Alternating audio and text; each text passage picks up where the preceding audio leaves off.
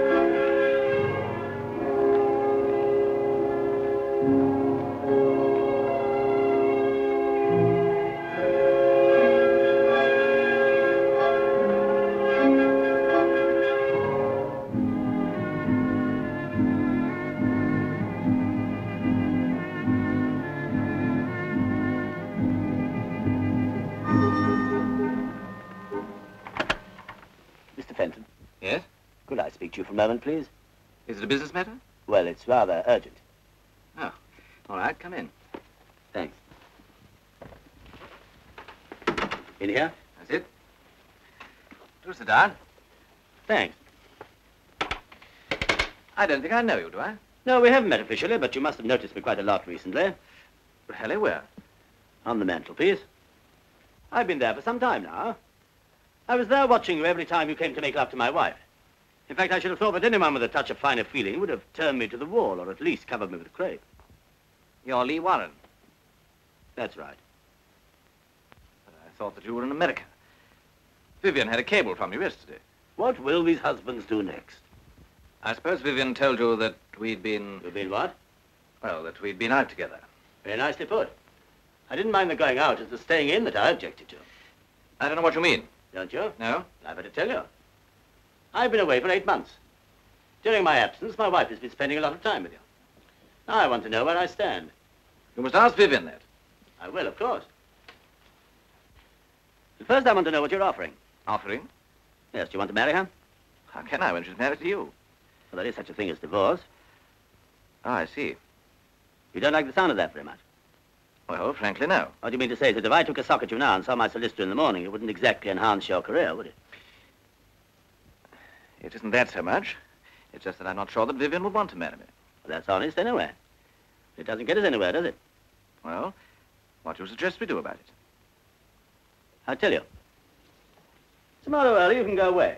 Take a long holiday. I can't do that, not right away. Why not? I'm a busy man. Not busy enough, apparently. What do you do for a living? I'm a barrister. Oh, then you're your own master. You can spin a yarn about your health or something. Well, I might be able to fix it somehow. I think you can. You can write a letter to Vivian, finishing the affair once and for all. But I'd like you to do it now, please. Well, very well.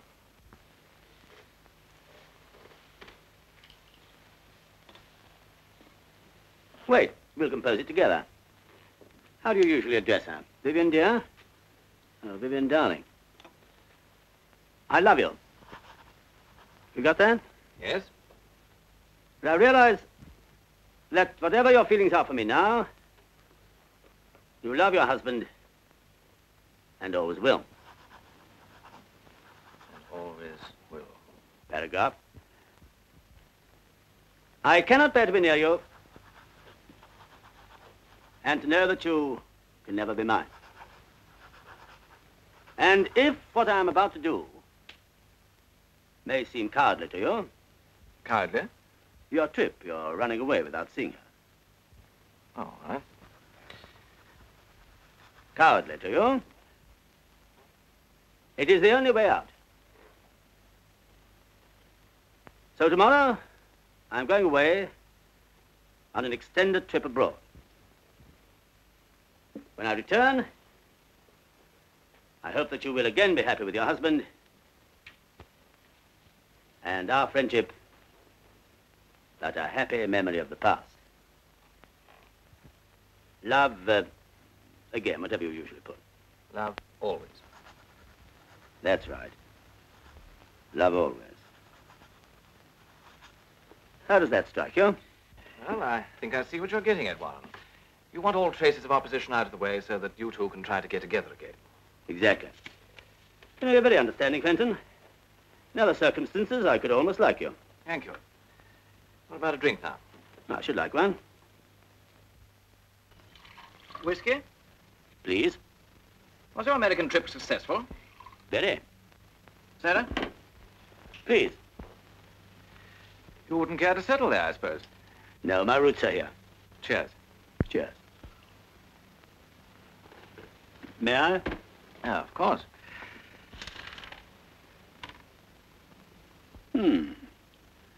I don't think we could improve on that. I'm so sorry, Fenton. That's all right. I'll fix you another. No, it's not the drink I'm worried about. It's the letter. It's saturated. Never be able to send that. Afraid you'd have to write another. Well, now, look here, Warren. You can't be serious about this letter. I'm afraid I am. Sorry to be such a nuisance. All right.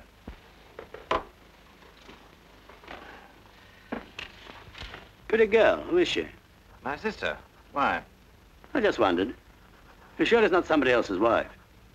I don't think that's very funny. No, perhaps not. Don't say I'm here. Of course not. Hello? Oh, hello. No, I'm all right. Yes, of course. Well, not tonight. As a matter of fact, I'm just going out. Yes. Yes, good night. Your sister? No, your wife. I don't think that's very funny either. She wanted to bring some friends in for a drink. What a shock she'd have had. You'd better finish the letter.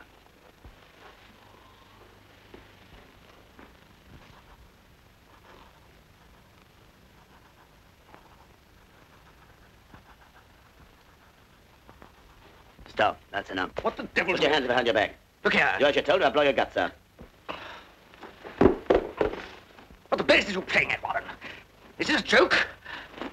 Joke? No, you can turn around. Look here. Go and lie down on that sofa. What are you playing at? You've got 15 seconds to get under that sofa. Now put your feet up.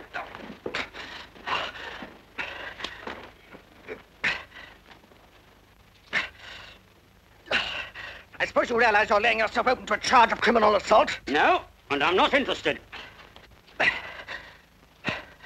Now, perhaps you'll be good enough to explain your quite extraordinary behavior. Certainly. That's why I came here. Did you and Vivian often talk about me? Not often. No, I don't suppose you would. Our marriage obviously didn't mean very much to you, but it meant a great deal to me. You probably wouldn't believe this, but I can remember exactly every detail of every minute of every day, since I knew I was going to America and had to leave her. I can remember exactly how she looked when I told her.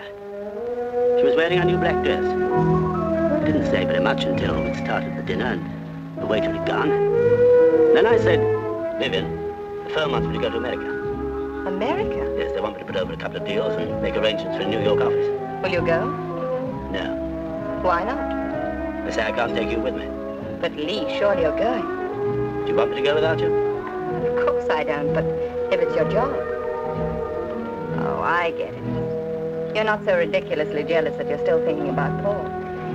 Nothing ridiculous about that. I promised I wouldn't see him again, ever, and I haven't. It was only a stupid little lapse. Surely you can forget that now. This trip means promotion, doesn't it? It may. Then you'd be a fool not to take it. How long will you be away? Oh, about 5 or 6 months. Well, that's not so very long.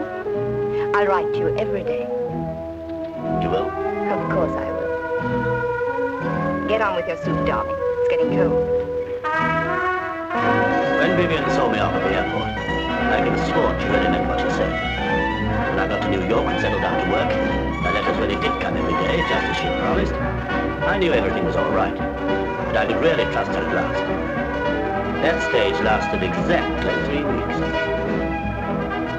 And this sort of thing began to happen. Here's the mail, Mr. Warren. Oh, thanks.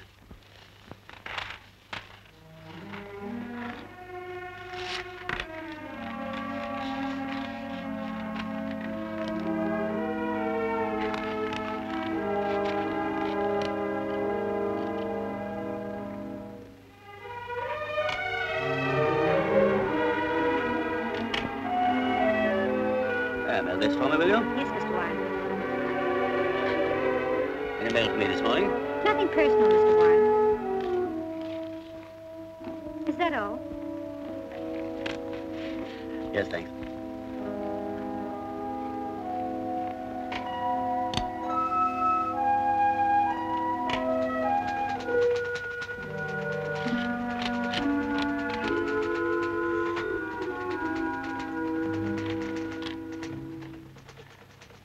Stern, take a cable, will you?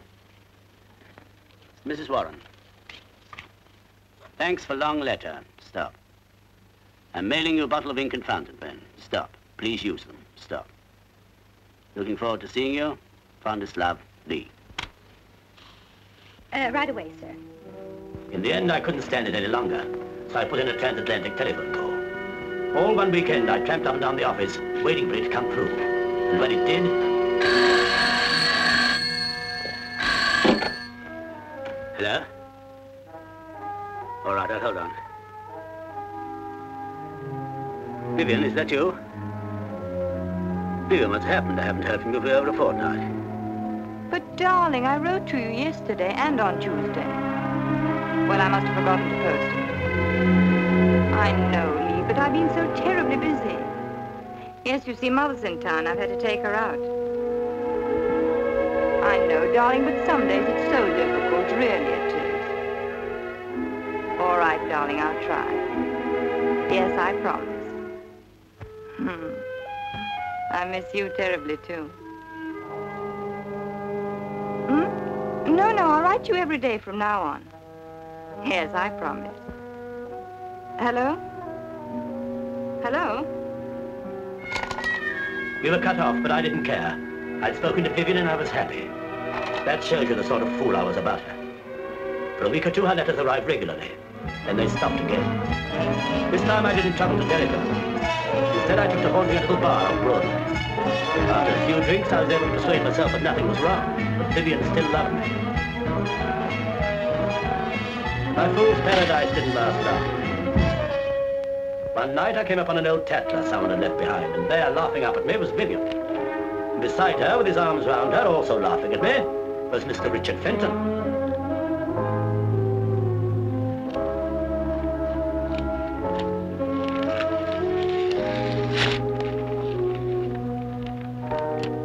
I went back to my office to think out what I should do. I know I sat staring at the picture for hours. It seemed to me that both of you were mocking me, while I was thousands of miles away, helpless. It was then that I began to plan what I should do, in every detail. And it was then that I made up my mind how to kill you. What did you say? I said I was going to kill you. And I warn you, if you lift your voice, I'm going to gag you. Remember that. You won't be able to plead for your life with a handkerchief halfway down your throat. You must be mad to think you can get away with this. If I'm found injured, you'll be the first person they look for. If you're found injured. Look here, Warren. I'll make a bargain with you. You set me free now, and I'll go away tomorrow and say nothing about all this nonsense. Although I could prefer charges, you know. Fenton, you're very dense. This isn't nonsense. I'm in deadly earnest. You're just trying to scare me, that's all. Oh, no, you'll be more scared later on when I set to work on you. You're going to die. You're not going to like it one little bit. You wouldn't be such a fool. You can't get away with murder. Nobody can. Ah, but I'm going to commit the perfect murder. There's no such thing. Oh, yes, there is. The perfect murder is the one that nobody ever hears about, because nobody thinks it is murder. That's impossible. I admit it is a little difficult. But I've got a scheme which is good enough to be worth the risk. I've had plenty of time to think it out while I was in America. And you were with Vivian. There's bound to be a hole in it. There always is. I warn you, I'm a lawyer and I know. There'll be a flaw in it somewhere, and that flaw will land you on the gallows as sure as you're standing there. Ah, but that's where you're going to help me. Don't talk nonsense. Why should I help you? For your own sake. I'm going to tell you exactly how I propose to kill you. And I promise you, if you can find one flaw in my method, one thing that will incriminate me, I'll let you go. And if I can't? I'm sorry. You're really going through with it? Yes. You're joking, aren't you? It's a pity you're not a little more subtle, and you'd appreciate the situation. A murderer usually has to act alone. He can trust no one. But with my method, I have you to help me, weighing and considering every detail.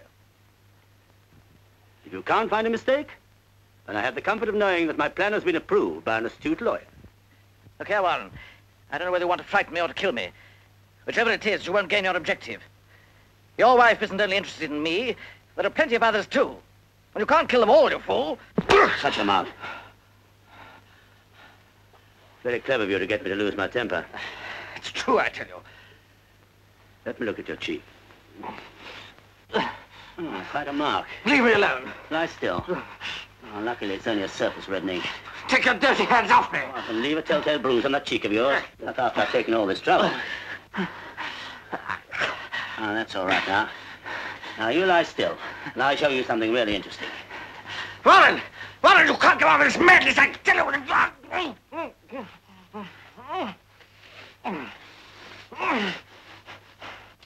This is your bedroom, isn't it?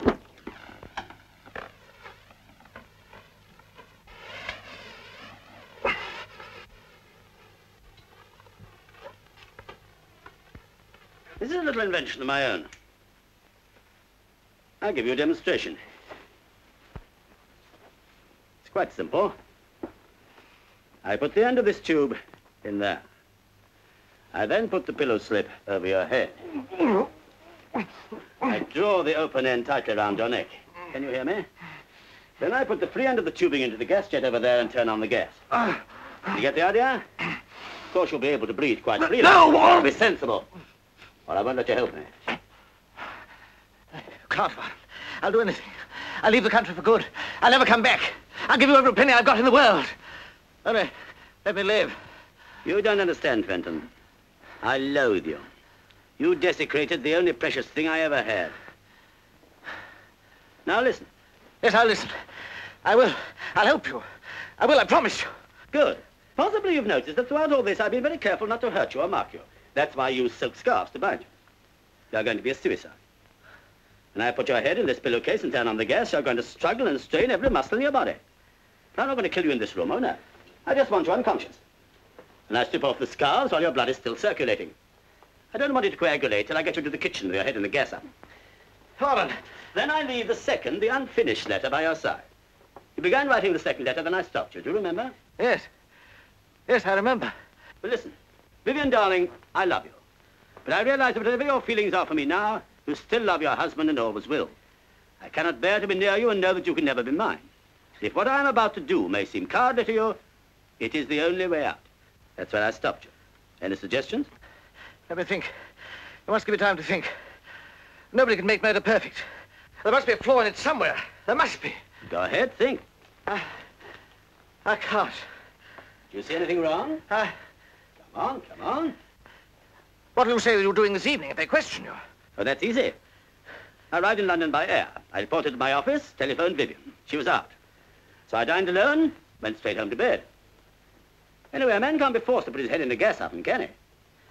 Don't forget you're not bruised. They won't find any drugs in you when they open you up. Fingerprints. Gloves. Motive. I never met you, I've never heard of you. No one knows that I found out about you. Somebody must have seen you come in here. If I hadn't taken care of that, I shouldn't be here now. Marks. On my wrist. Silk scarves. Any other suggestions?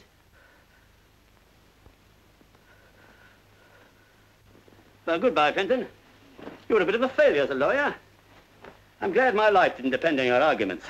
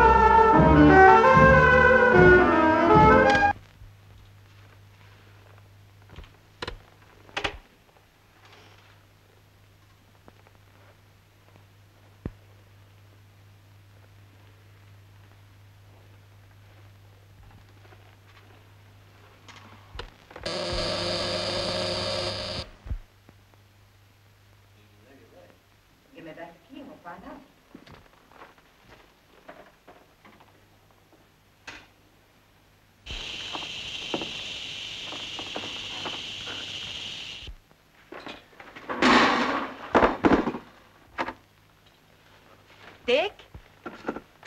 Dick? You see, there's nobody here. Darling, relax. What I don't see is why you've got a key to his flat if there was really nothing between you. It's no use my pretending, Jimmy. You're right. There was something between us, but it's all over now. I haven't seen him or spoken to him since I met you. And you expect me to believe that? You must, Jimmy, because it's true. Do you think I'd come up here tonight if it wasn't? You wouldn't have come at all if I hadn't made you. Of course not. I was going to try and cover it up, naturally. I didn't want you to know. If I hadn't found that key in your bag, you wouldn't have told me. Would you? Do you blame me? No, I suppose not. I'm glad you know the truth now. I don't want there to be any secrets between us. It's far too important to me for that. And anyway, it's not a crime to have had an affair and then found out that you've made a mistake, is it? You know why I wanted to be certain there was nothing between you and Dickie? No? Because I wanted you to divorce your husband and marry me. And now? I want to more than ever. Darling. You will marry me as soon as you can get your divorce, won't you? I don't know what to say. This is all rather sudden. Get me a drink, Jimmy. I don't want to touch his drinks. Well, I do. I need one. And so do you. And make it strong, darling. It isn't every day one gets a proposal. Well, don't laugh about it, please. I'm serious. I want to cable your husband tomorrow and tell him the news. You are a quick worker, aren't you? I'll get some ice from the kitchen. Jimmy, come and sit down here with me. It won't take a second. But, darling, I don't want any ice. I want you. You can have both. I say, can you smell gas? Darling, come here. It's this, isn't it? Careless so-and-so. It's only half turned off. I'll open the window. Stop rushing about. Now what's the matter? I can't kiss you here. Not in his flat. Well, let's go somewhere where you can. Where would you like to go? Bottle party? Can't you think of anywhere more private? Yes, I suppose so. Darling, we are going to be married, aren't we? Yes, but... Do I have to write you a letter, Mr. Martin?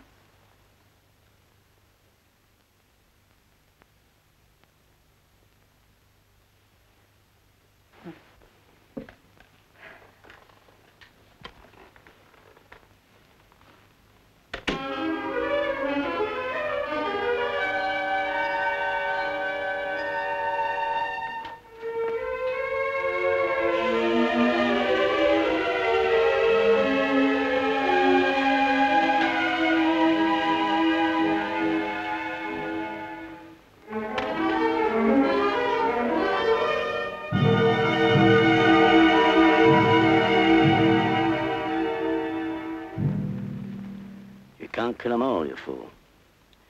Well, we'll see about that.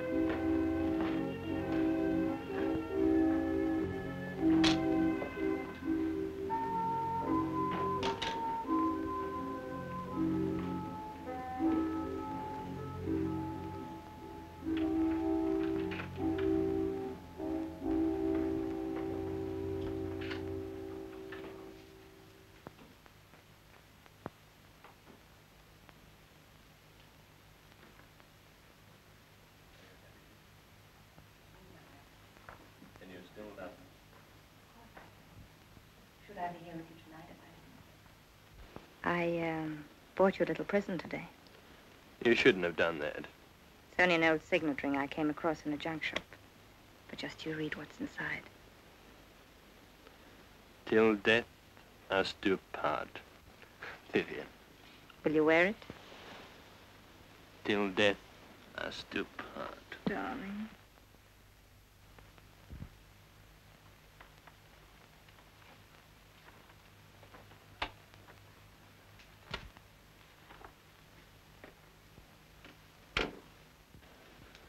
What was that? What was what? I thought I heard a door close. It's only Rita coming home. She's very discreet.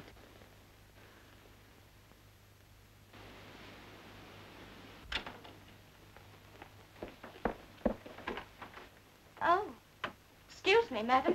It's all right, Rita. I thought you said you'd gone to bed. You needn't worry about her. She knows how to hold her tongue. Yes, but darling, Stop worrying and say good night.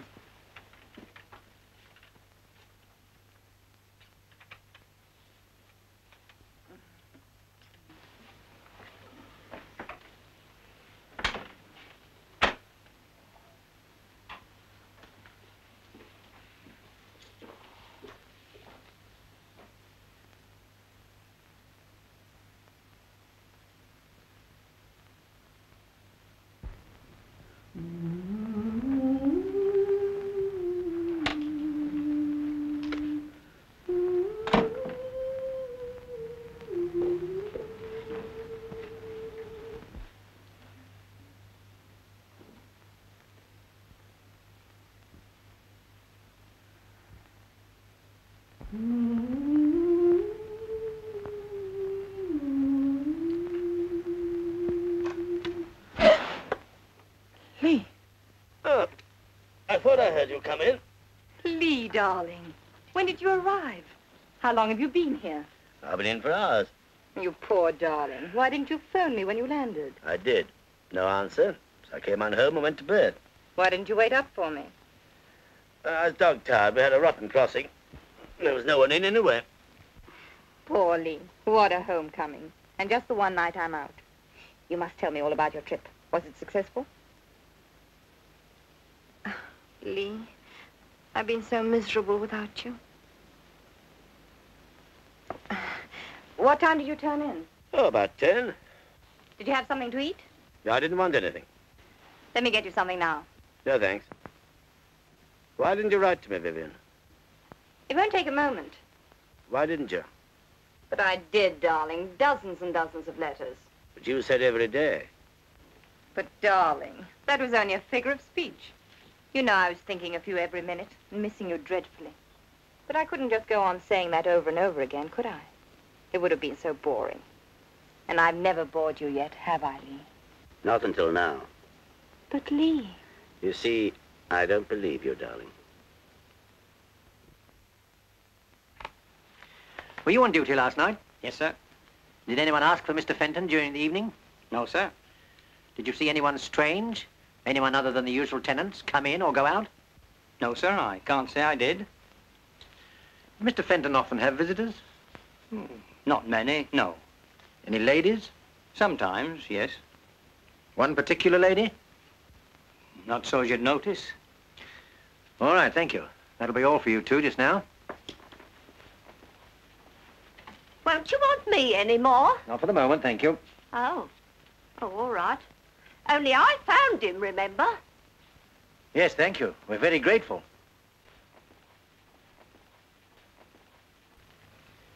There's a lady here to see you, sir. She's Mr. Fenton's sister. Oh, yes, ask her to come in, will you? Yes, sir. This way, please. Come in, please, Miss Fenton. Sit down, won't you? What's the matter, Inspector? Why have you sent for me? I've got some bad news for you. Has something happened to my brother? I'm afraid so, miss. He isn't dead.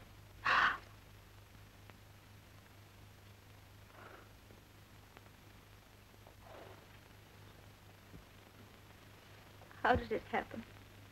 He was found this morning in there with his head in a gas oven. You mean he committed suicide? I don't believe it. Dick would never do such a thing. He's not that sort of a person at all. A man can't be forced to put his head in a gas oven, Miss Fenton. Dick wasn't like that.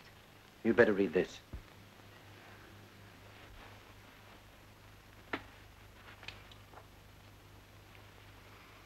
But I don't understand. There's something strange about this. In what way? I realize you still love your husband and always will. But he knew perfectly well Vivian didn't love her husband. Who is this Vivian? Do you know her? Of course, it's Mrs. Warren. And your brother had an affair with her? Yes. And there was trouble with Mr. Warren? No. He's in America. You say your brother knew that Mrs. Warren didn't love her husband. We both knew. How? Because the man I was engaged to gave me up for her a fortnight ago. Are you quite sure about that? Perfectly. And what was the name of your young man? Martin. Jimmy Martin. I see. And you suggest that he took your brother's place with Mrs. Warren? I know he did. And she took your place with him, is that it? Yes. You must excuse my asking so many questions, but it is a bit complicated, isn't it? It's all very sordid and unpleasant. And it's all her fault. Yes, I'm sorry. Now, if you wouldn't mind giving me this Mr. Martin's address. Why? Are you going to see him? Well, just give me the address if you don't mind, and I'll decide about that later on. Yes, of course. He lives at number 7. Aren't you going to the office this morning? Yeah. Why not? Anxious to get rid of me? Not at all. I've turned in my report. Now I'm taking a few days off to put some private affairs in order. What private affairs? Oh, private affairs. Where are the other papers? They're over there.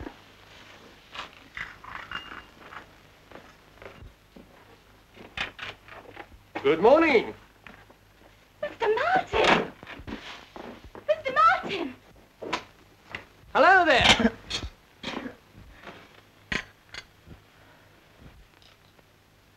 Thank you very much. My favorite flowers. Aren't they sweet? I beg your pardon. Not at all. Make yourself at home. By the way, I didn't quite catch your name. Vivian, introduce us. Jimmy Martin, my husband. How do you do, Mr. Martin? How are you? Have you known my wife long, Mr. Martin? Of course he hasn't. Only during my absence, I take it. I think I'd better go. No. I think I'm entitled to some sort of explanation. Isn't every husband who comes home to find a handsome young man calling on his wife with flowers, and at breakfast time, too? Do sit down, Mr. Martin. By the way, have you had your breakfast? Yes, thank you. I think you better go, Jimmy. Yes, of course. And I think he'd better stay. Lee, don't be ridiculous. Do sit down, Mr. Martin. Have a cigarette, will you? I don't know what you can hope to gain by this behavior, Lee. Mr. Martin, tell me, is it a habit of yours to call on my wife so early in the morning? Certainly not. This morning you just thought that you would. Is that it? You may as well know it. I'm in love with Vivian. Well, at least you're honest. He's a likable lad. Have you quite finished, Lee? Nearly. Tell me, Mr. Martin, does my wife return your love, do you happen to know? Yes, I think so. Is that true, Vivian? I refuse to take part in this ridiculous charade. But you're terribly curious, aren't you? You're not missing a word. Oh. Please go, Jimmy. I can't stand any more of this.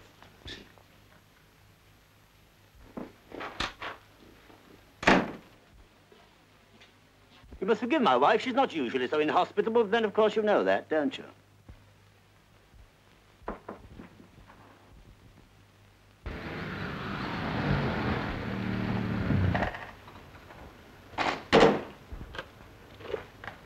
That's a fine place to park a car now, isn't it? Keep your mind on the job, Fox. We've got more important things to do. You wait here. I shan't be long.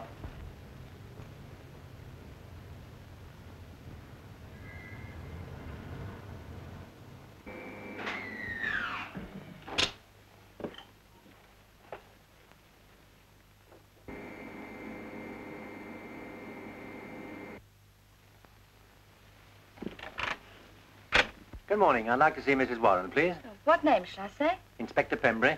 Will you come inside? Thank you.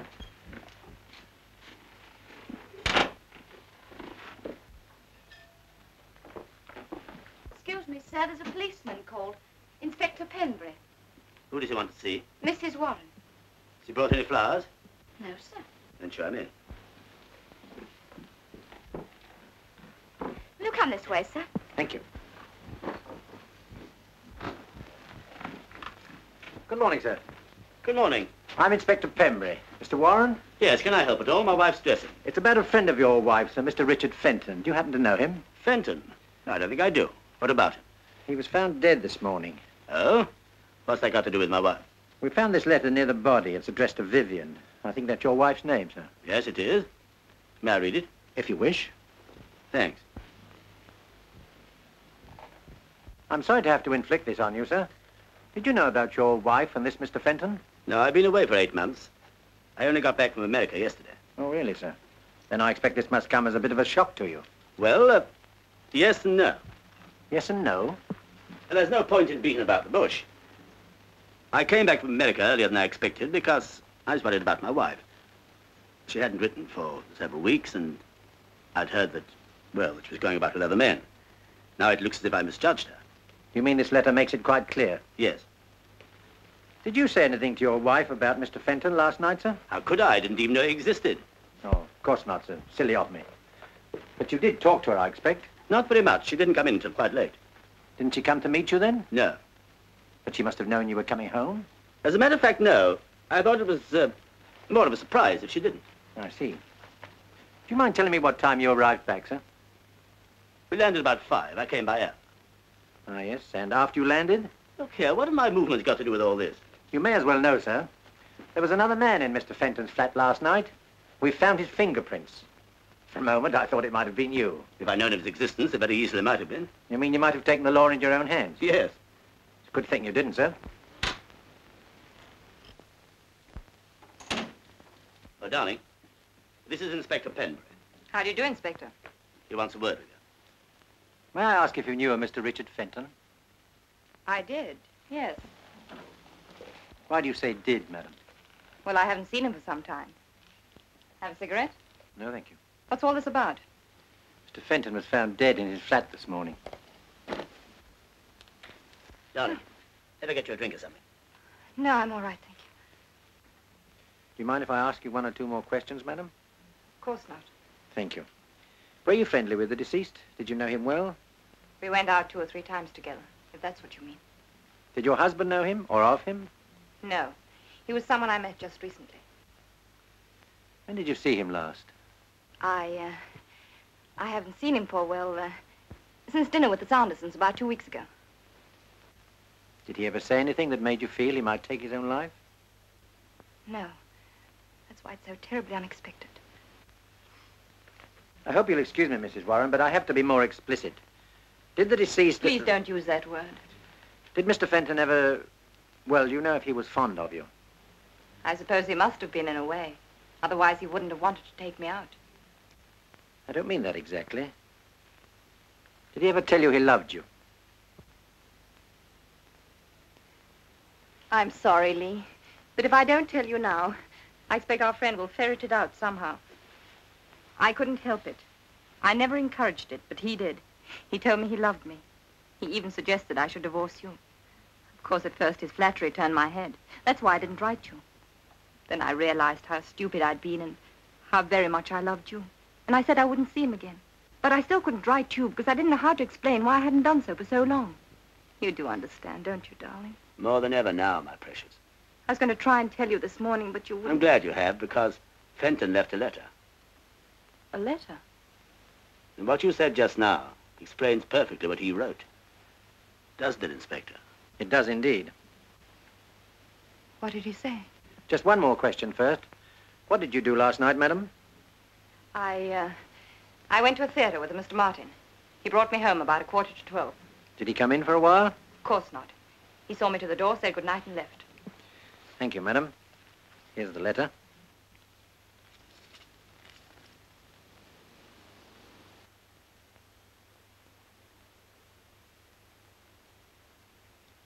He killed himself for me. How terrible. Terrible. Don't take it like that. He killed himself because you were faithful to me, didn't he? Yes, but... Well, no one can blame you for that. You won't want to ask you any more questions now, will you, Inspector? No, I'd better be going. Inspector, if there's anything else, please don't hesitate to ask me. However badly I may feel about this, it's not myself I'm worried about. It's my husband. Your husband, madam? I don't quite understand. Well, you know how people talk. And that letter, it looks so awful. Must it be published? Well, that's for the coroner to say, madam. I'll do what I can. Thank you, Inspector. Thank you, madam. You made things much easier for me. Good day, Inspector. Good day.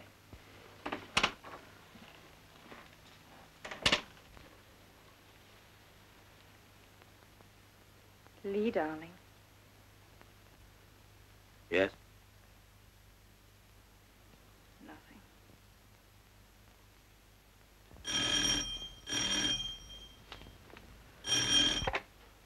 Hello? Oh, hello. I can only talk to you for a second. Lee's in the other room. Jimmy, listen. Dick Fenton's committed suicide. Who told you? Oh, is she there? Well, be careful what you say. Jimmy, listen. The police have been here asking all sorts of questions. They wanted to know where I was last night, and I had to tell them. If they ask you, say that you saw me home. And whatever happens, don't let out that I was in Dick Fenton's flat last night. No, don't worry, I wouldn't. No, of course not. All right, I'll watch my step. Bless you, darling. And be careful.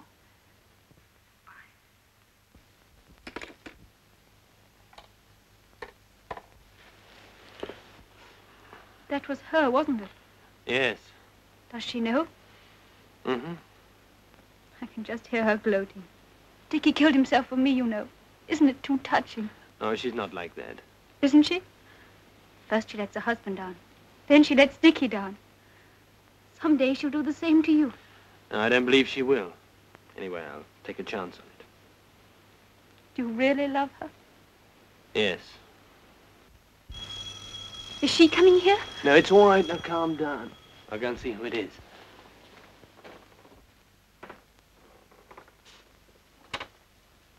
Good morning. Mr. Martin? Yes? I'm Detective Inspector Pembury. Could I see you for a moment? Yes, of course. Come in. Thank you. Through there.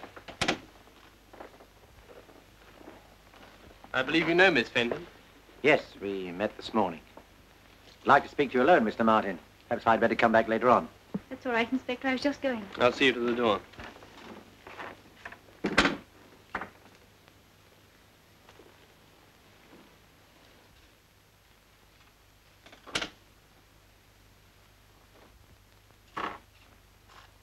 Well, Inspector?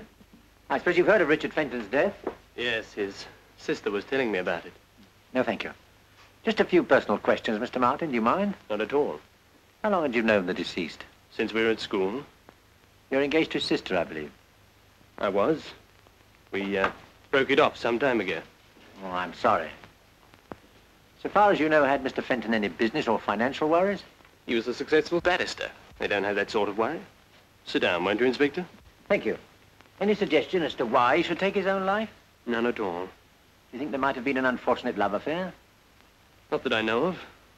Drink, Inspector? No, thank you. You can't think of anything in that line. No. When did you last see the deceased? At a party about 10 days ago. I see. Perhaps you wouldn't mind telling me your movements last night. I went to the theatre. Alone? No, with a Mrs. Warren, a friend of mine. Dropped her off at her flat and came on home. Could someone confirm the time you arrived back? I'm afraid I can't help you there. I have no maid and I saw no one. Well, thank you, Mr. Martin. Hope I haven't caused you any inconvenience. No, not at all. Before you go, Inspector, may I ask you a question? By all means. Was it really suicide? I haven't the foggiest idea. Good day, Mr. Martin.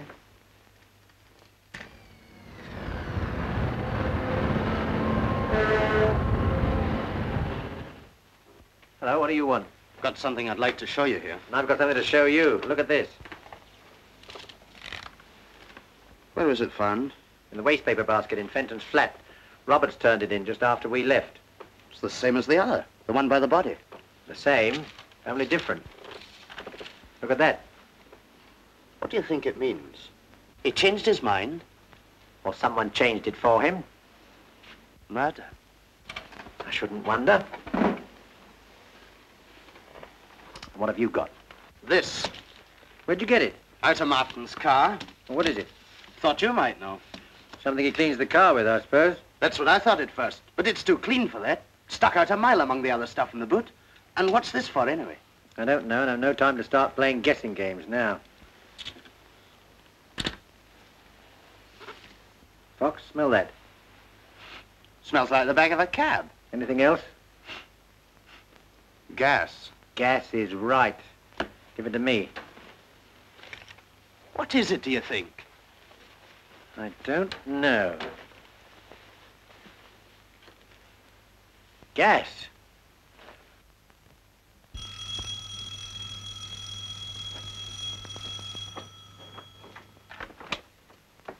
Oh, it's you. Come on in. Just a couple more questions, Mr. Martin.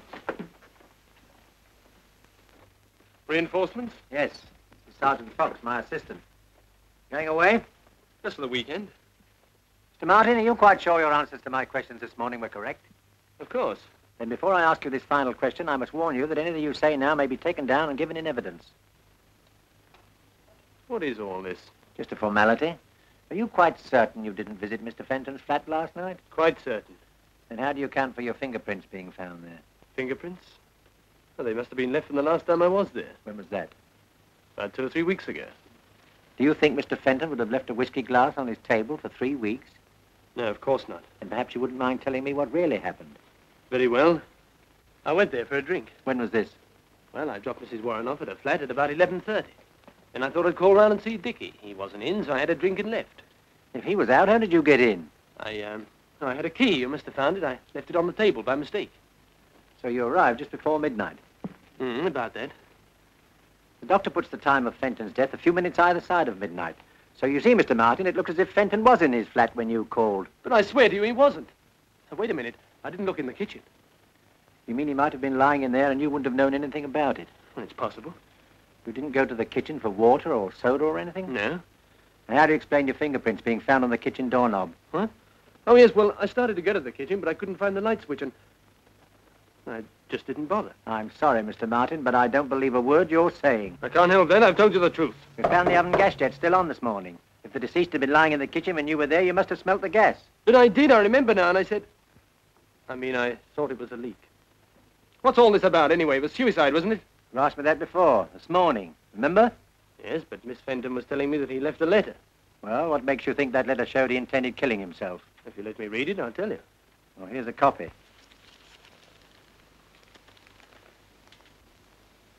It's pretty obvious, I'd say. Explains everything. Not quite everything, Mr. Martin. The deceased found it difficult to write a letter giving up the woman he loved. Anyone under those circumstances might have written a dozen letters. We know for a fact that he wrote 2. You've just read one. Now I'll show you the other. You mean the letter found by the body was to have ended the same way as that one? Precisely. You couldn't write a letter like that at the first attempt. Who could? So he threw it away. The murderer interrupted him while he was writing another, killed him, then finding the half-completed letter on the desk, realized that there was the final link to make it look like suicide.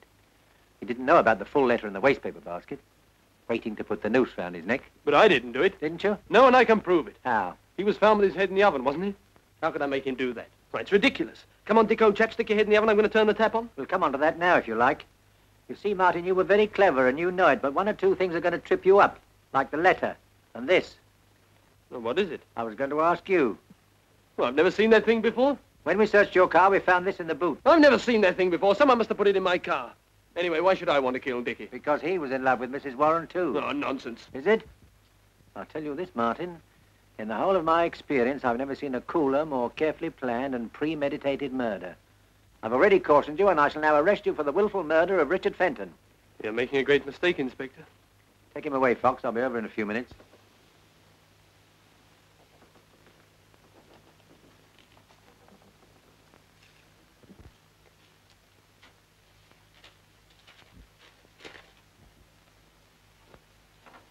That young man of yours seems to be hitting the headlines. Who? See for yourself. Jimmy didn't kill him. He couldn't have. Of course not, because you were with him all the time, weren't you? I don't know what you mean. Don't you? Good morning, Rita. Good morning, sir. Thank you.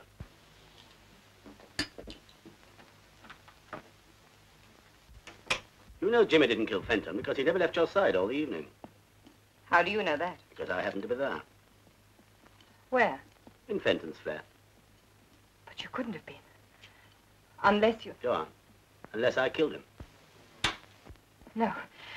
No, you couldn't. Why not?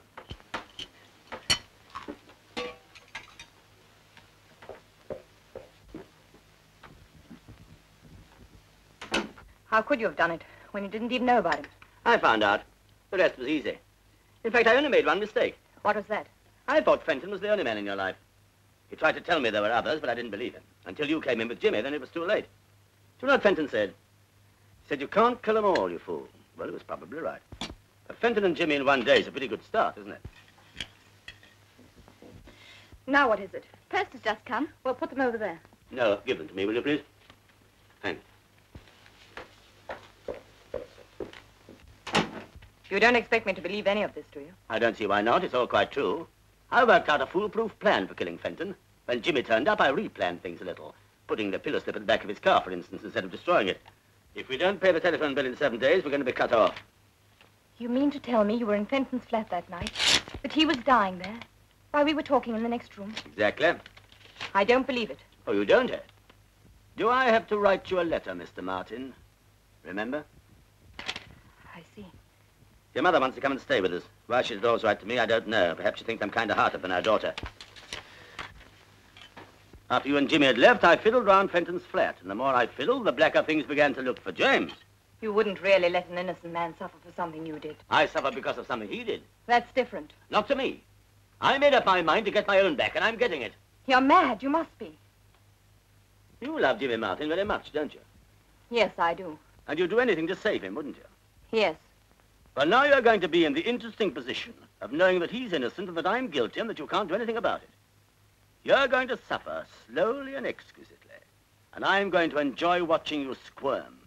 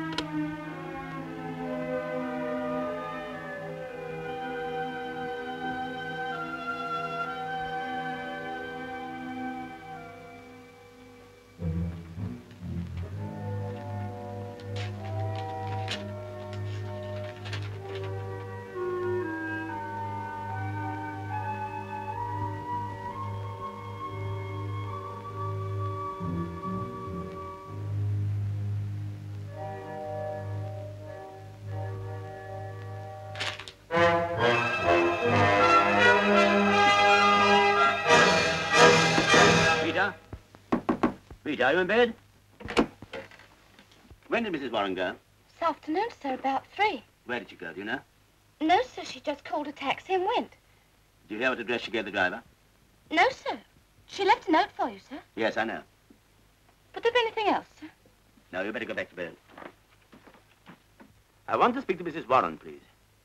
Warren. W-A-R-R-E-N. You say she's not staying at the hotel. Thanks. Tell the Dorchester. Could you tell me if Mrs. Warren is registered with you, please? Yes. She's not there. Thank you.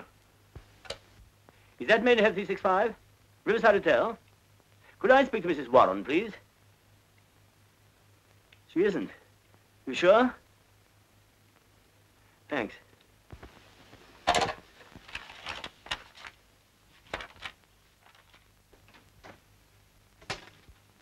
Mr. Martin, sir. Thank you, Fox. You and Gray wait outside, will you? Yes, sir. Sit down, Mr. Martin, please.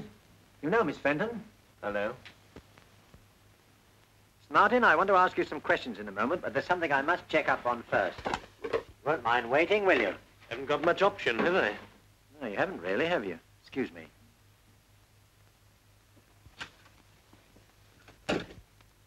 I suppose you arranged this. No. Well, yes, partly. What good did you think you could do coming here? I don't know. I just thought I would find out if there was anything to do to help. Well, there isn't. I know you didn't do it. So do I, but it happens that the police can prove to their own satisfaction that I did. Jimmy, do you love her very much? No, I don't think I love her at all. Then why shield her? Because if they could hang me on the evidence they got, they could hang her just as easily as an accessory. The significant thing is that pillow slip being in my car. Now, someone must have put it there deliberately. Whoever it was had a grudge against two people, Dickie and me, and hated us both enough to want to kill us. Oh, Jimmy. Oh, excuse me. Look, I'm sorry, but something very important has come up on another case. Would you mind very much if we postponed our talk to another day? No, Inspector, of course not. Thank you very much. Oh, Gray, take Mr. Martin downstairs, will you? I want you, Sergeant. Anything wrong, sir? No, that's what's worrying me. It's all too neat and tidy. It all adds up perfectly. Too perfectly. Don't you think that's just because we were lucky enough to come across the evidence quickly, sir? Maybe.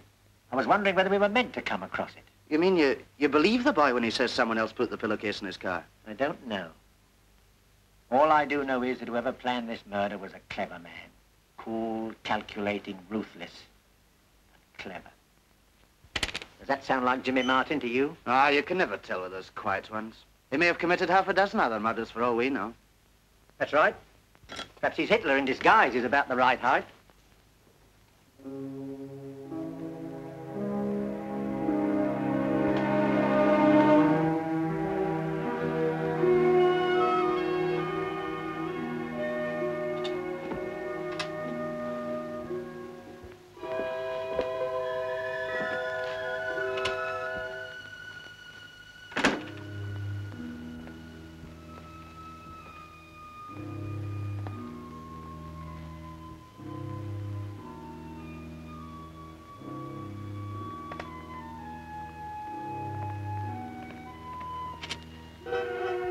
Enjoying the view, Mr. Warren?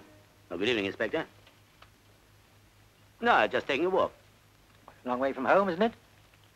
As a matter of fact, I'm not sleeping very well, so I've taken to going for a long walk before I go to bed.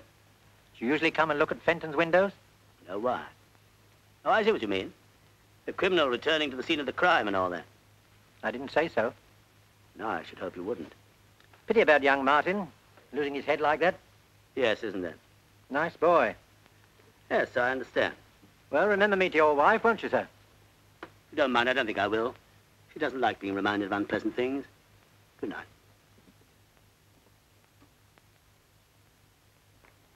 Did you take the tablets I gave you? Yeah. 2 the first night, 3 the second, and 4 the third. No effect? None at all. Haven't slept a wink for over a week. It's getting me down, I don't mind telling you. You've suffered from insomnia before. No? Appetite all right? So, nothing to speak of. Any unusual business worries, anything of that sort? No? Nothing you can think of to account for it? No. Well, I'll give you another prescription and see what that does. But go easy on it. Only take them if it's absolutely necessary, and then not more than 2. Let me know how you get on. Thanks, Doctor.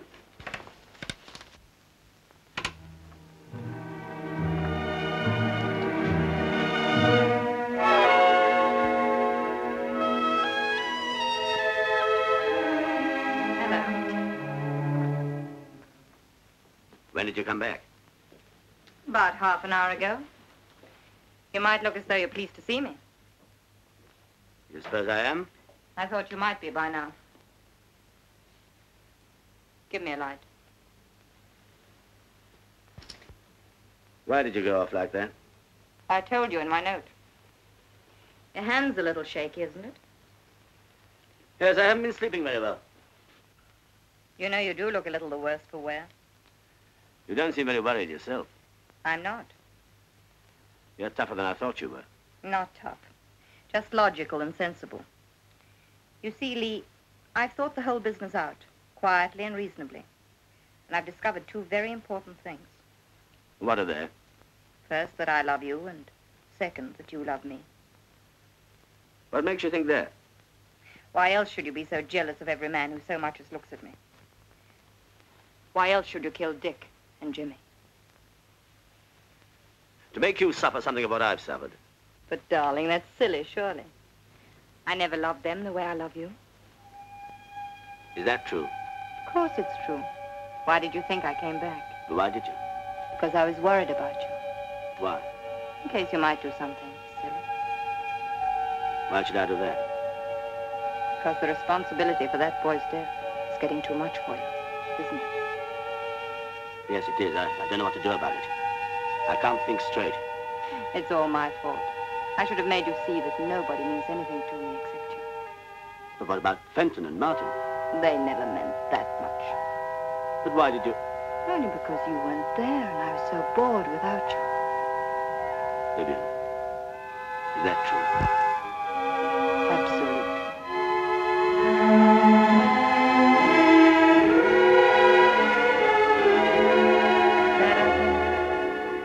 Yes.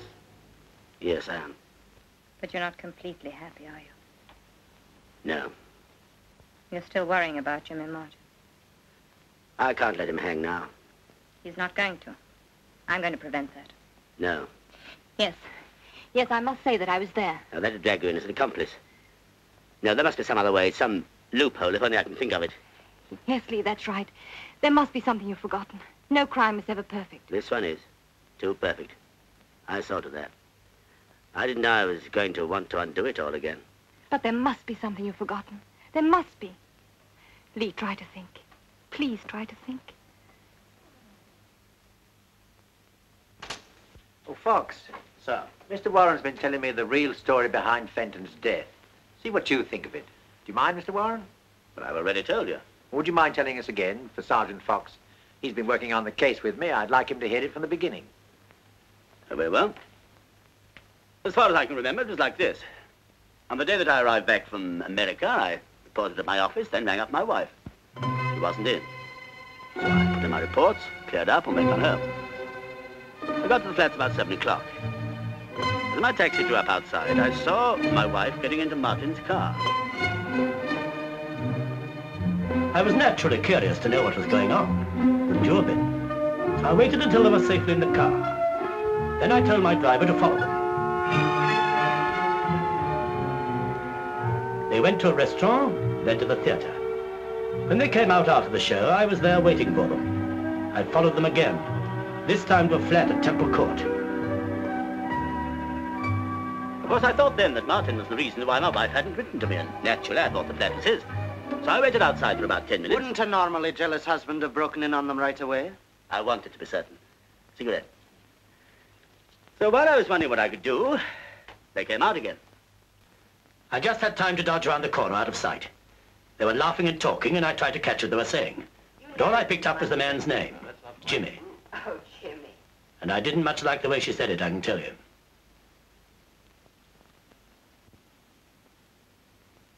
After they'd gone, I tried the door. Which was conveniently open. As a matter of fact, it was. The catch hadn't dropped. They often don't unless you slam the door. It happens in my flat, and I'm sure it happens in yours. So you went in? I thought I'd wait and knock hell out of this Jimmy when he came back. I looked carefully around the apartment, taking everything in. Then I went into the kitchen. You know what I found there? A man dead with his head in the gas oven. I turned off the gas and picked up the letter. It's addressed to Vivian. When I read it, I realized the flat didn't belong to Jimmy. It belonged to the other poor devil, whoever he was. Then a thought struck me. I could turn this suicide into a murder done by Jimmy. That meant I had to get rid of every scrap of evidence that my wife had ever been in the flat. It wasn't easy. I had to think fast. I put her cigarette stubs in her pocket. Then I noticed the waste paper basket. It was full of unfinished letters. I took a look at some of them. They were all in the same strain. He'd obviously made half a dozen shots at writing that farewell letter before he got it the way he wanted it. One of them gave me another idea, the best idea of all. I left the finished letter in the waste paper basket, put all the rest in my pocket. All except one, an unfinished one. The one you found beside the body, Inspector. Then I washed the glass Vivian had used so as to remove her fingerprints. And how did you know which one was hers? By instinct? No, by lipstick. Go on. In the same way, I got rid of the cigarette she'd been smoking. leaving traces that only Martin had been there. Traces that you were bound to discover, Inspector. And what did you hope to achieve, then, by all this? Exactly what did happen. I knew that when I turned up, my wife would have to deny being in Fenton's flat with Martin. And when the body was discovered, she'd have to stick to her story. And when you, Inspector, found Fenton's first letter and Martin's fingerprints all over the place, after he denied having been there, well, you were bound to wonder what had really happened, weren't you? Undoubtedly. Of course, I was mad with jealousy then, trying all I could to hurt Martin. I regret it very much now. What did you do with all the letters you stuffed into your pockets? I took them away and destroyed them, of course. Then I had to find a way to connect Martin directly with a fake murder. That wasn't easy. If Fenton had shot himself, there'd have been a gun. But gas... Then I had a really brilliant idea. You know, the gas mask thing. I set to work and made it. How it could possibly be used on a strong, healthy man, even I can't imagine. But I knew if it was found on Martin, it'd make things even worse for him. You mean to tell me it was never used? But of course not. I invented it. Then how do you explain the fact... That it was impregnated with gas? Yes. Because in my thorough way, I didn't forget to play the gas jet over it. Very clever indeed, Mr. Warren. And at the risk of appearing a trifle dense myself, may I ask how you planted it in the car of a person you didn't know? Quite simple. Martin's car was outside my own front door when I returned from Fenton's flat. Where exactly did you put the contrivance? In the back right-hand side of the luggage compartment, correct? So what you're saying is that Fenton committed suicide and you made it look like murder. Is that it? It is. Very interesting, eh, Fox? Yes, sir. Very. Would that be all, Inspector? Yes, that'll be all. For the moment.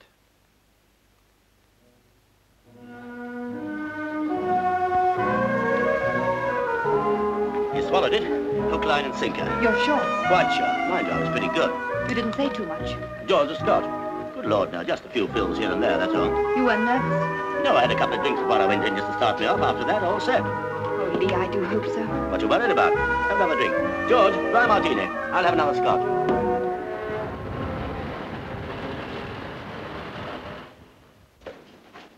Oh, Mr. Warren, there's a gentleman to see you. Oh, thanks. Sorry to worry you again so soon, Mr. Warren. Oh, that's all right. You've come to arrest me for obstruction or withholding evidence or something, I suppose. No, we don't want you. We've got Martin. Surely my confession clears Martin. Well, that's just it, Mr. Warren. We don't altogether like your confession, as you call it. In fact, we're not inclined to believe it, unless you can produce a little more tangible evidence to support it. Why should I trouble to invent a story like that? Or because you were grateful to Martin for getting rid of Fenton so conveniently for you? Or because your wife asked you to? That's all nonsense. Everything I told you this morning is the truth. Perhaps I'm rather dull, but frankly, I don't believe any man could think as fast as you say you did. But I warn you that's the evidence I shall give if you bring Martin to trial. Do you really think you should? You're sitting pretty. Why save him at the expense of yourself? Because I can't see an innocent man hang. That isn't what you thought a fortnight ago. Ah, but I found out since then there was nothing between Martin and my wife. Your wife told you that? She did. And I believed her. I wish I could believe you, sir, but I can't. What more do you want? Just something to convince me that your story is true, that you really were in the flat that night. Well, let me think. There must be something. I know. There was a dishcloth over the oven door to keep the gas in. Oh, come now, sir. That's the sort of thing you could have read in the news of the world any time. Oh, wait a minute. The kitchen, I've got it. Someone had knocked the milk over. There was a pool of milk on the floor. Is that enough for you? You know, it almost looks as though you really were in Fenton's flat that night. Well, of course I was. But I still don't think your story is true. Now you're being insulting. I hope not, sir. I don't mean to be. You know, sir, I learned a great deal about art on a case once. It seems that every artist has a certain style, and often it's not necessary for an expert to see the signature on a picture. He can recognize the artist from the style. What's that got to do with me? Just this, sir. Your alibi for Martin is too slick. If he'd told me your story, I'd have been more inclined to believe it. You see, it has the same style about it as the murder. Good afternoon, sir.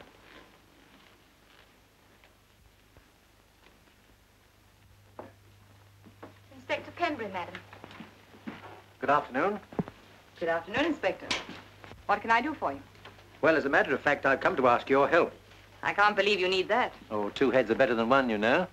It was your husband's idea. Really? Yes, he came to see me today and told me an extraordinary story. He said that Fenton really committed suicide, but because your husband was jealous of Martin, he arranged things to look as though Fenton had been murdered by Martin. I know. He told me all about it. I said he ought to go straight to you. I'm afraid it won't work, you know.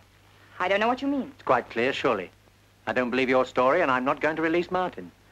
Well, if that's your attitude, I don't know what I can do about it. You could persuade your husband to confess that he murdered Fenton. What makes you think my husband killed him? Everything points to it. You must be joking. No, no.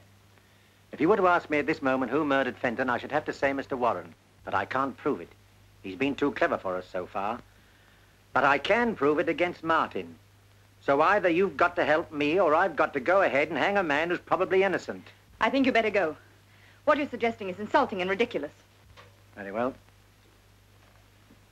Look, Mrs. Warren, when Martin comes up for trial, you'll be called as a witness, and there'll be a lot of dirty linen washed in public. But if your husband confesses, we shan't have to call you. And you'll make a very attractive widow. To put it bluntly, don't you think it's a question of which of the two you prefer, your husband or Mr. Martin? How dare you? Of course I prefer my husband.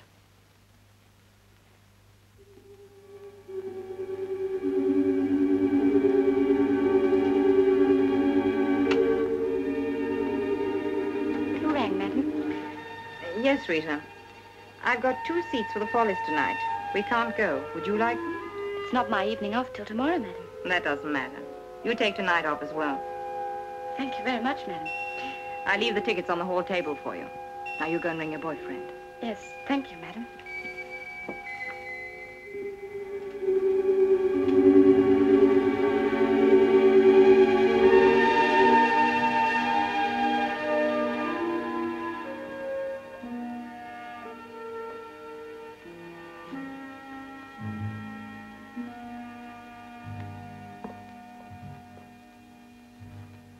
Hello, darling. Hello. You're late. Yes, I am a bit. Gosh, I'm tired. Come in here and I'll give you a nice drink. Thanks. Had a busy day? Not particularly. You've been overdoing it again, you know. Yes, I suppose I have. I walked home. Good heavens, why? I wanted to think. Pembury was at the office this afternoon. He's been here, too. What did he say? Don't worry, darling. Put your feet up and relax. There we are. I can handle him. What did he want? Oh, he was just probing around as usual. I think he knows I did it. Did he say so? No, but he kept on hinting. He said he didn't believe a word of my story. He said more than that to me. What? He said he was quite sure you did it. Well, there you are. But he knew he couldn't prove it. I'm not so sure. Well, I am, and so is he. He admitted he hadn't got a thing to go on. Now shut your eyes, darling, and rest up a bit.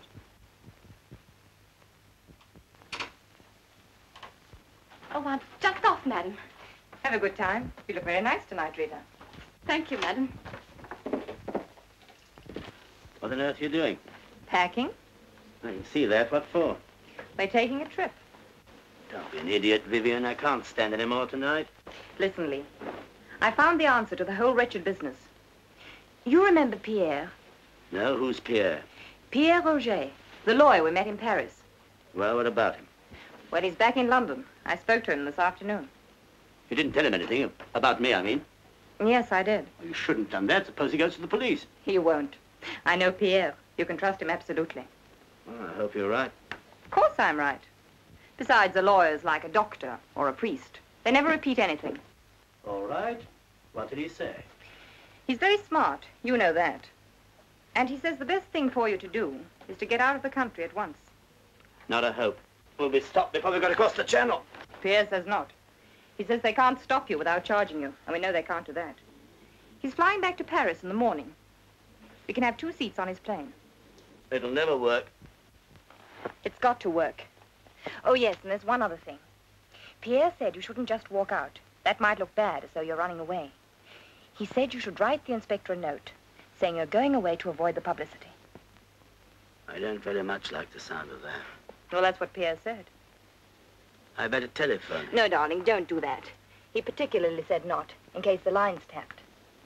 Yes, I suppose they might do that. Perhaps I... Don't move, darling. I'll get you some writing paper.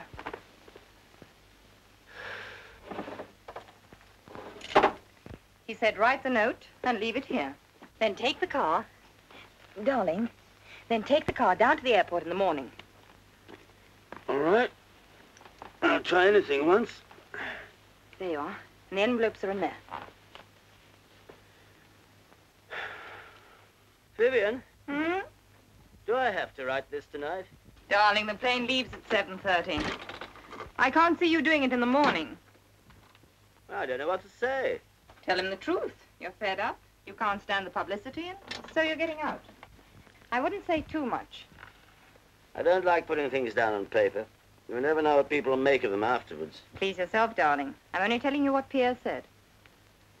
Well, I've got to have another drink first. The only drink you're going to have tonight is hot milk. Oh, I hate milk. Well, maybe just a little whiskey in it. Please. Don't go yet. Tell me what to say first. I'm no good at letter writing. That's your job. Well, you might give me a start.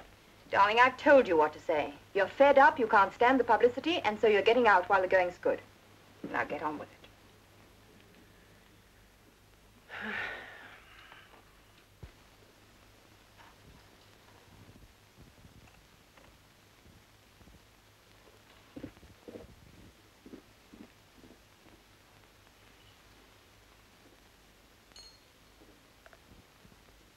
Finished? Just about.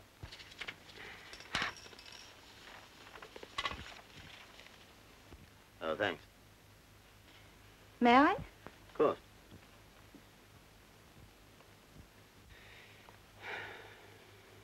I never know whether it's the milk that spoils the whiskey, or the whiskey that spoils the milk. You can't have it both ways, darling. Oh, Ernie. Oh, what's up? Lost the tickets? No, just remembered I've left them on the hall table in the flat. Oh, that's torn it. What do we do now? Oh, we have to go back. Oh, we'll miss half the show. No, we won't, not if we hurry. See if you can get a taxi.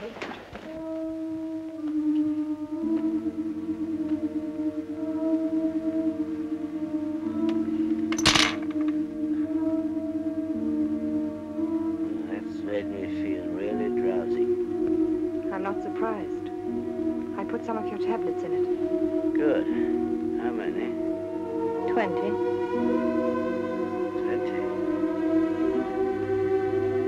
That'll kill me. Yes, dear. You're not serious. Yes, Lee. I'm quite serious.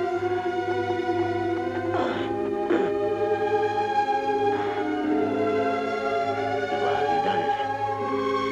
Just when we're together again. Clear up it all. I'm afraid that was just a fable, dear. You see, if I hadn't made you think that I loved you, and was ready to go away with you, you would never have saved Jimmy. So you do love him? Yes. Yes, Lee, I do. I see. Oh, get a doctor, please. Before it's too late. Please. Please. It is too late, Lee. But you needn't worry. You won't feel anything. You'll just get sleepier and sleepier. Vivian, for pity's sake. I don't want you to die, Lee. But you've got to. Why? So that I may go on living the way I want to live.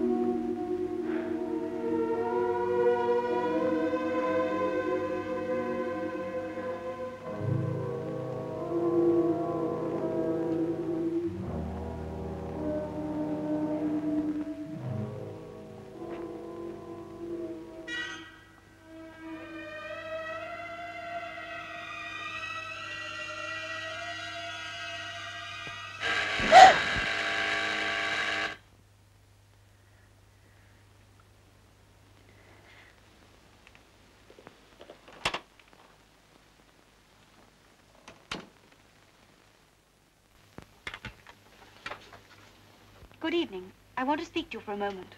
I was just going out. I won't keep you very long. It's about Jimmy. All right. What is it? he asked me to give you this. He said there wasn't any point in his keeping it any longer. You're lying. Jimmy would never say that to me. I know Jimmy. Do you, Mrs. Warren? Get out. Very well. Good night.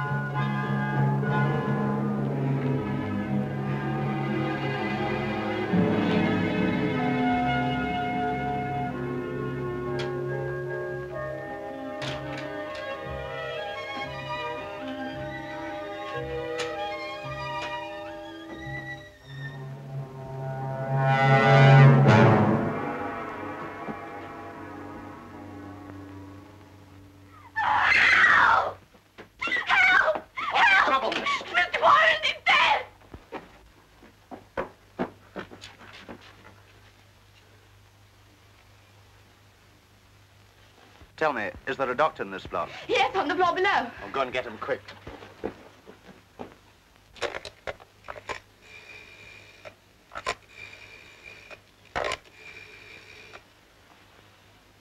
Inspector Penbury. Yes, quickly. Can I ask him another question? You can, but it won't do any good. I'm afraid we were too late.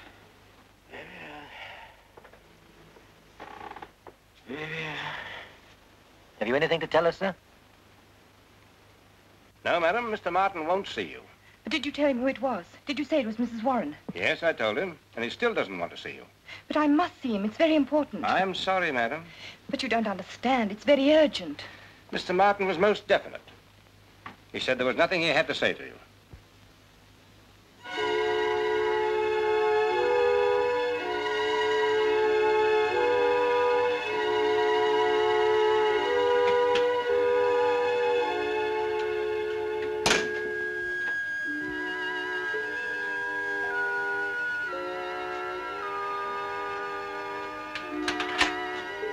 Yes, sir. In the lift.